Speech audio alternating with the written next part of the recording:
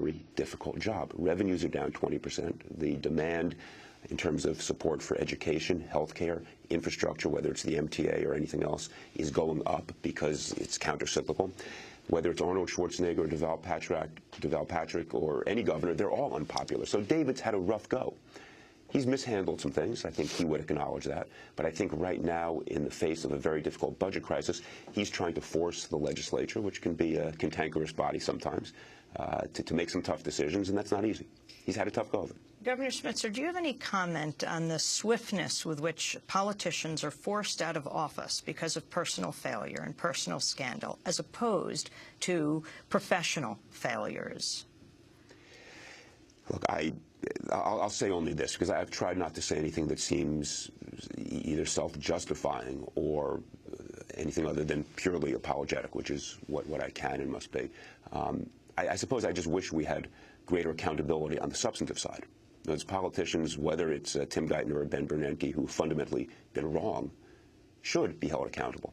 I'm also in favor of accountability on the private side. I tried to act that way. But I think some would say Dick Cheney, who should be held accountable.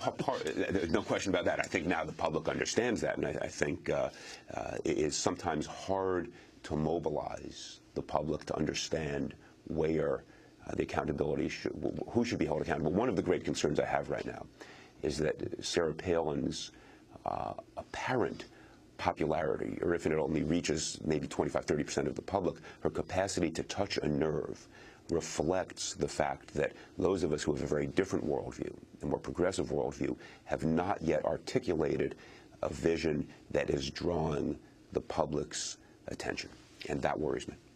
Do you think you were partly taken down by the very entities you were going after?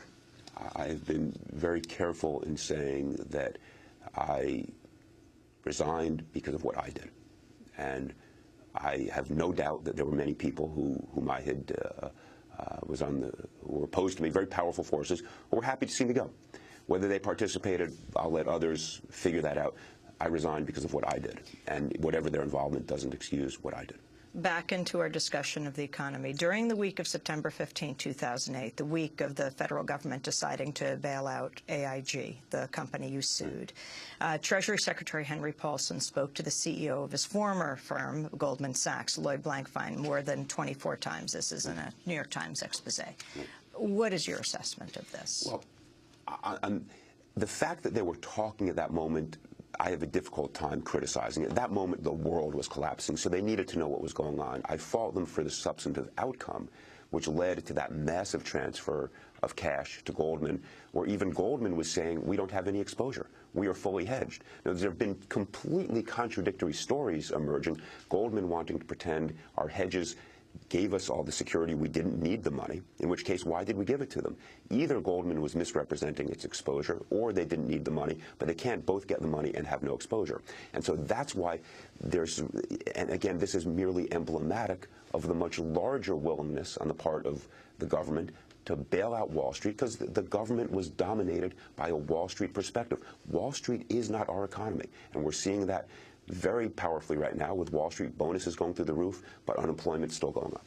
I'd like to ask you about one other issue while you were governor that drew enormous controversy and fire on you. Your stand on immigration and the attempt to provide driver's licenses for people in New York State who were undocumented. Right. That became the subject of the presidential debate. It sure did. And let me tell you, it was a policy that was being pursued in 5 other states, very conservative states, because it worked. It was a pro-law enforcement policy, pro-safety policy, supported by police chiefs, supported by Bill Bratton, head of President Clinton's security advisors supported it. But of course, when you get Lou Dobbs up there with his megaphone screaming about you're giving something to illegal immigrants, the substance got washed away. Now had a change of heart. And now apparently, now that he wants to be president, he's being nice to everybody. So yes, we put out a policy that had bipartisan support, got screamed down by a very powerful and angry perspective that unfortunately, and we did not get the support we needed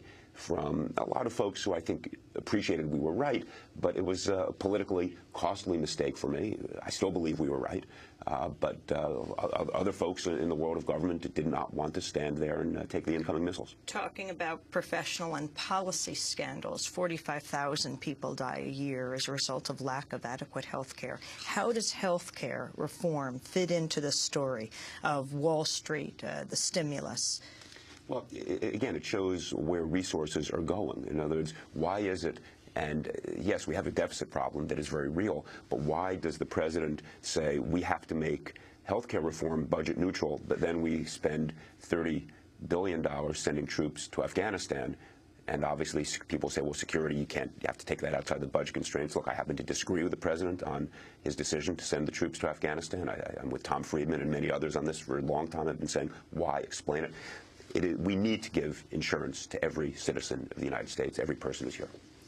Governor Spitzer, I want to thank you very much for joining us today. Former Governor Spitzer, Eliot Spitzer, now a Slate columnist. This is Democracy Now!, democracynow.org, the War and Peace Report, as we turn to